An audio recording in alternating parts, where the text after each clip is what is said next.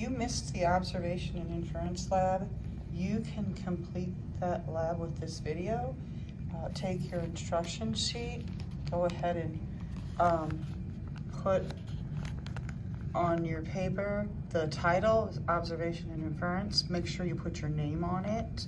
Look at your instruction sheet. It does remind you of some of the vocabulary. You have a pre-lab. You're going to need to write that on your paper. There's the pre-lab picture to look at. Looking at this picture, you have 3 questions to answer.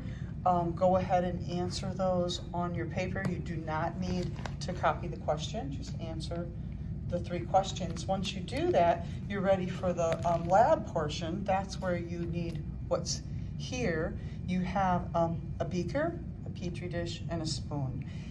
Number 1 says, without touching the equipment or the substance, to look at the beaker and describe what it contains with qualitative words.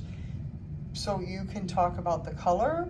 If it has a color that you want to talk about, you can talk about whether it's a solid, liquid, or a gas. You can hold your hand above it. I can tell you that it's not giving off heat. You can describe whether or not you think it has luster, which is like a shiny, the way that it reflects light is its luster. And that's about it. You can't make a complicated answer here. So you just describe pretty much the color and whether you think it's a solid, liquid, or gas, and you have your answer. Number 2, you're gonna make an inference about what the beaker contains. Don't overthink it.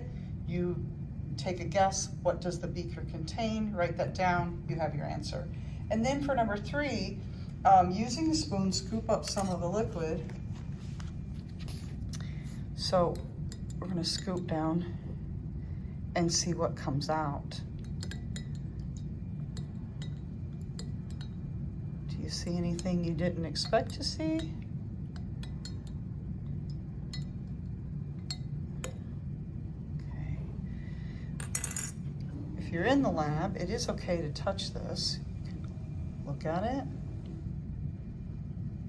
It didn't show up before, but it does now.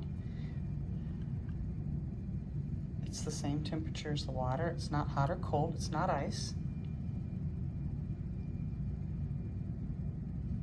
You can answer number 3. Was your inference correct? And that's the end.